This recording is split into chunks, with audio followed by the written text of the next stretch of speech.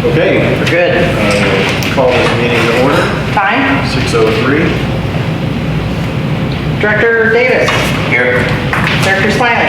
Here. Director Sangster. Present. Director Beatty. Director BD is absent tonight. Thank you.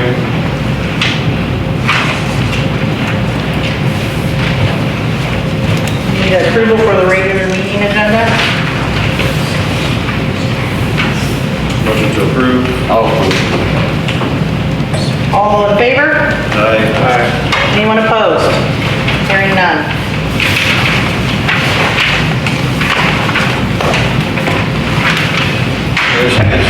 Pledge allegiance.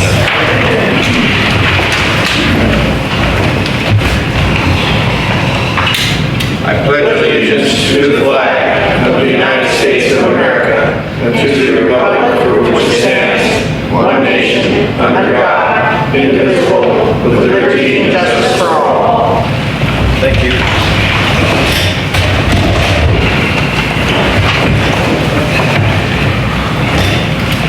Do you have any public comment for items that are not on the agenda?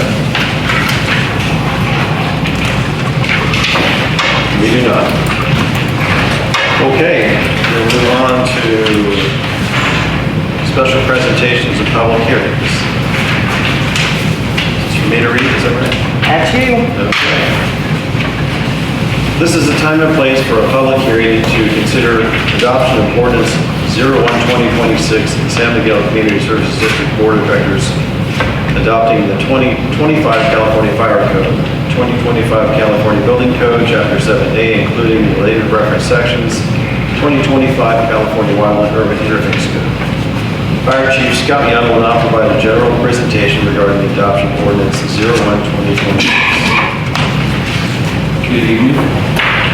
This is the second reading of the ordinance. The ordinance was sent forward to the State Fire Marshal's Office, County of San Luis Obispo. I believe they forwarded it to the County Planning and Building Department.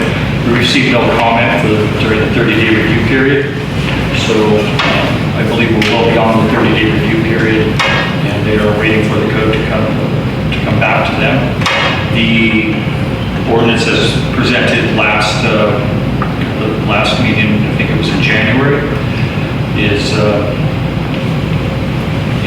3-year cycle that needs to be completed, and the updates were minor compared to the previous code.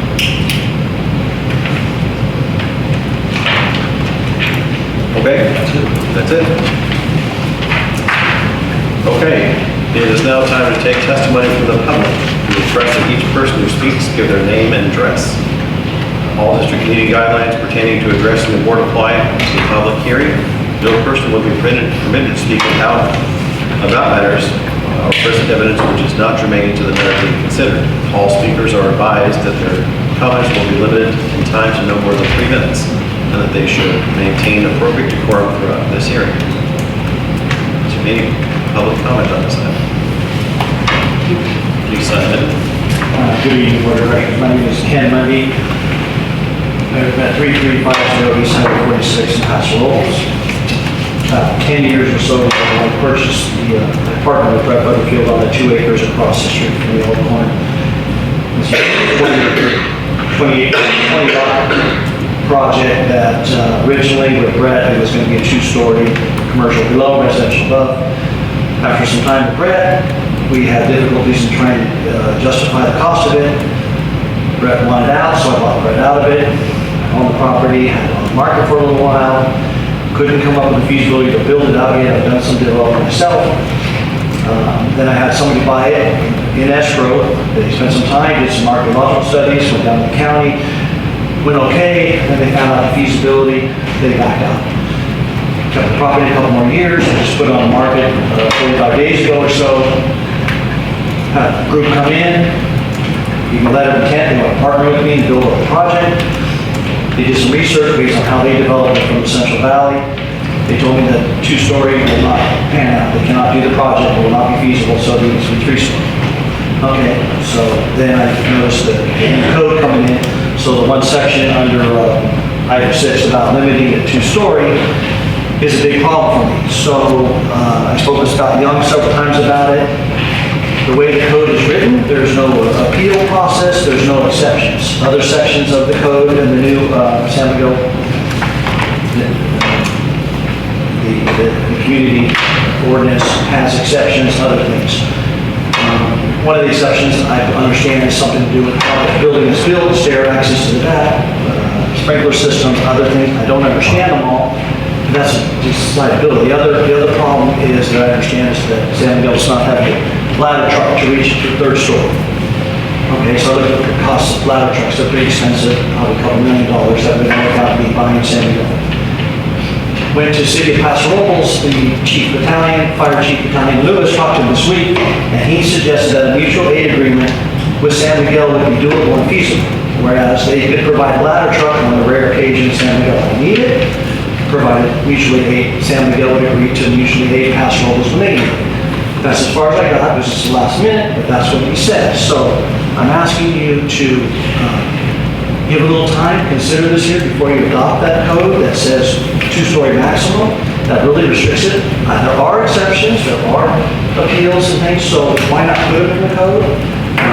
There are several parcels on Mission Street that I believe would probably want to go 3-story eventually, and I understand the safety mechanism. You have to have the ability to have it safe for people that are in the 3rd stories. So I think there is a solution. I think there are exceptions. So I would hopefully you do not pass the resolution today adopting that code is pretty strict. And I think in a month or two something can be worked out. I don't know for sure, but that's what I found out, looked into it, and it really hurts that property because everything I've had and learned and tried on this here, the 2-story is very difficult to make it anything. It's just not feasible with developers, the costs of the hookups, the community service fees, the county fees, et cetera, et cetera.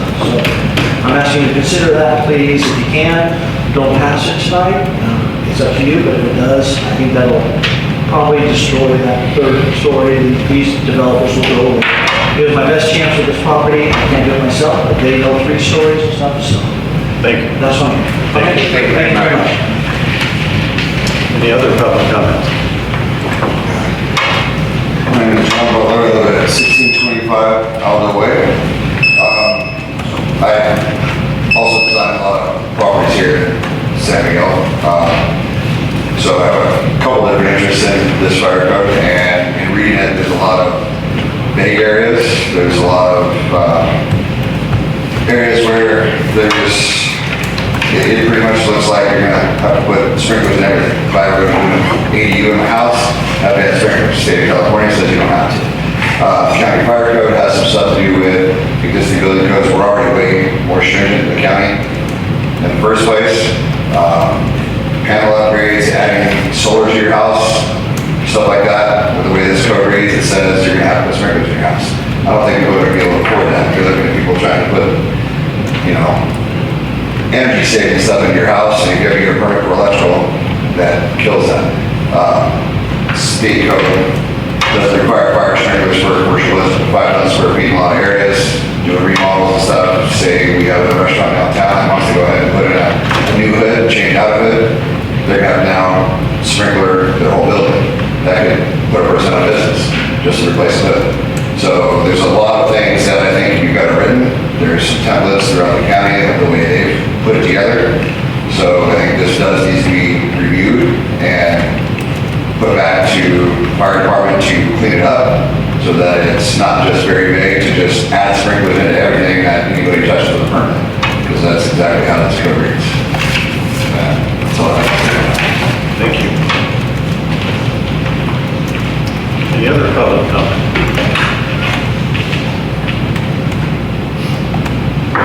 Okay.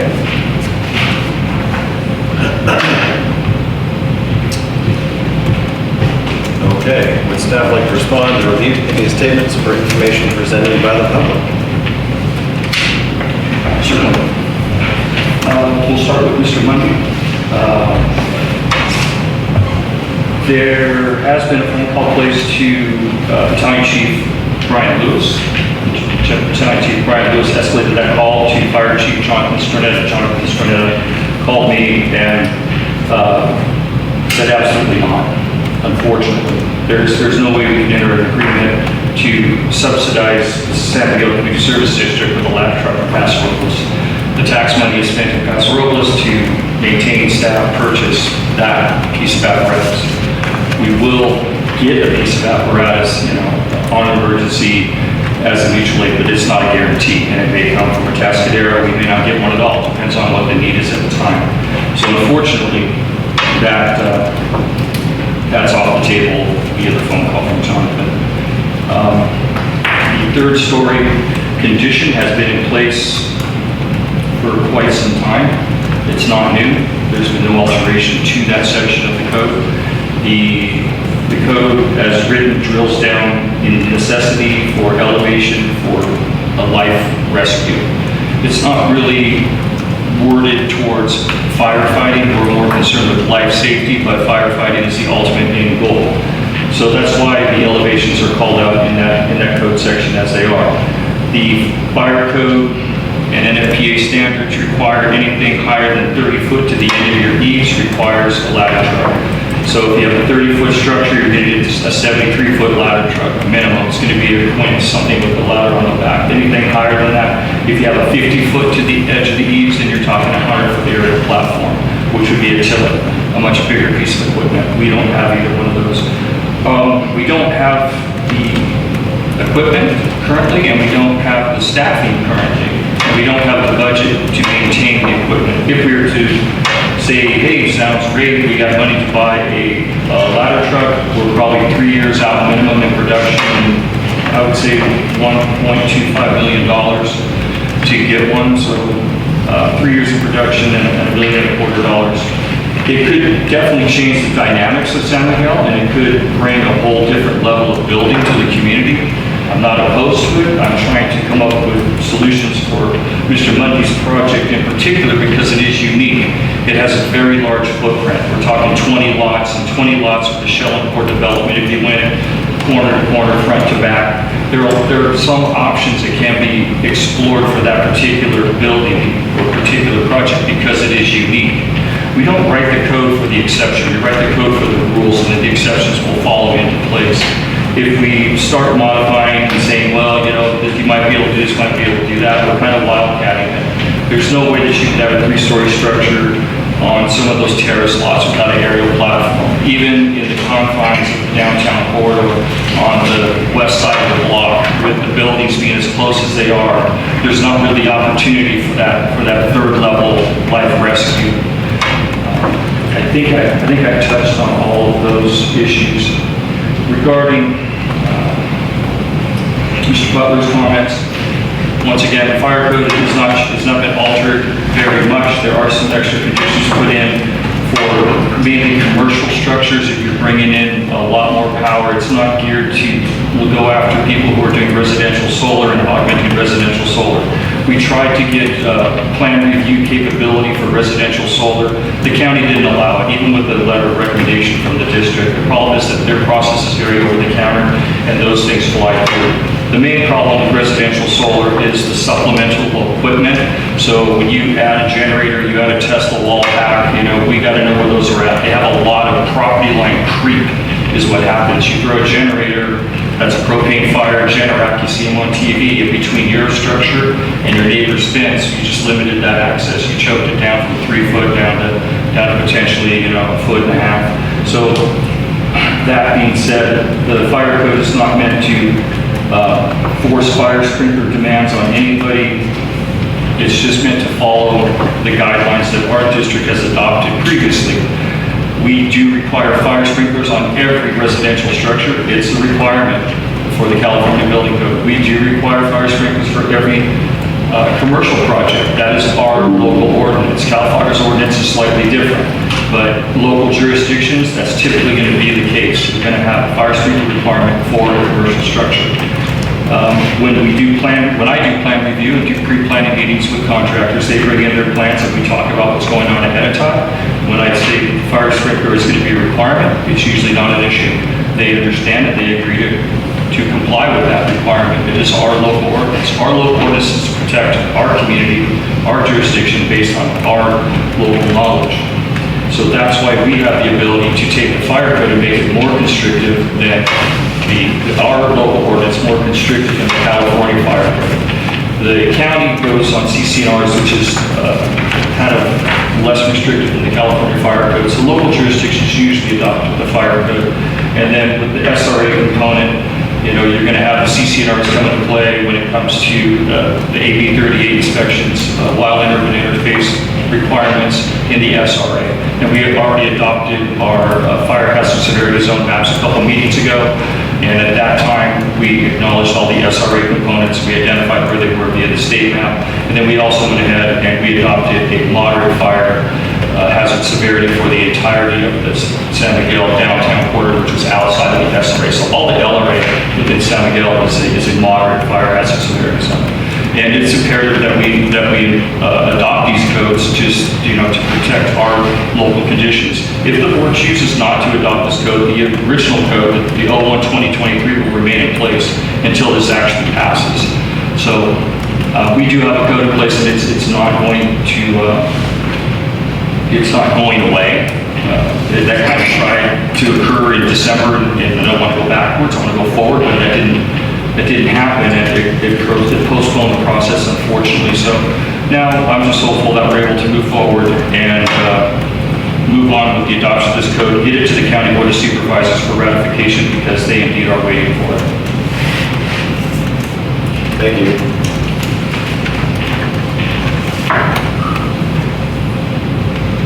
Okay, so we'll close the public hearing and we'll have some more discussion. Yes, from my perspective, I would say that, I wouldn't want to stifle the element of that corridor. We all know it would be beneficial to San Miguel. One thing I don't see is that there is not any sort of, I wouldn't call it an appeal process, but maybe a review process where projects are reviewed independently. And if there is a solution, then we can solve the problem. There's not really anything that's mentioned as far as a review process. So the gentleman's point of everything requiring sprinklers, and if somebody is going to do any kind of work to an existing home that doesn't have sprinklers, we're going to require sprinklers on that project. It's a 25% addition to the home, so if you have a home that you want to add to, if you add 25% to the existing square footage, you're going to be required to install fire sprinklers. If you have a home that's going through an extensive remodel and you remove a certain portion of the sheetrock, drywall, which is sheetrock is a generic term, then it's going to trigger a fire sprinkler because you're already into the project that far. All we're doing is enhancing safety. The unfortunate part is most people, when they do renovations of a single-family home, they're not submitting plans, they're just doing them, so we don't really have our finger on the pulse of what the residential projects are coming through as and who's doing what. So it's there as a safety mechanism, but quite honestly, I don't think it's going to be trackable just because people will do things without permits. When it comes to a commercial project, if you're doing a commercial project and you're moving stuff, then it's going to trigger a fire sprinkler requirement. And there are some buildings in town that definitely should have, an upgrade. Yeah, I agree with you, but I'm saying that universally, I wouldn't say that should be applicable. If somebody's wanting to do some sort of remodel, required to have sprinklers, because then it may take something they've saved long for to upgrade their home and not be able to afford it now because they're obligated to put sprinklers in also. So I think they see that as a detrimental effect for the resident, for the contractors. I mean, it's a ripple effect. I've dealt with projects that people have done that exact thing, and yes, it was a little burden at first, but by the time they were done, it wasn't as painful, as initially anticipated. Kind of going to the doctor and getting your vaccine or getting your whatever shot, tetanus shot, versus the reaction of trying to get there and doing that. Bad analogy, but people have done it, and there's lots of different ways to do it. And on a single family home, it's quite easy. On a single family home, it's quite easy. When you get into multi-story single family homes, it becomes more complicated. Right, I guess that's my point, is that there's not exactly complicated, but there's significant cost, especially in multi-story home. Complicated means cost. Yeah. So in my mind, that's but again, a little maybe onerous. And again,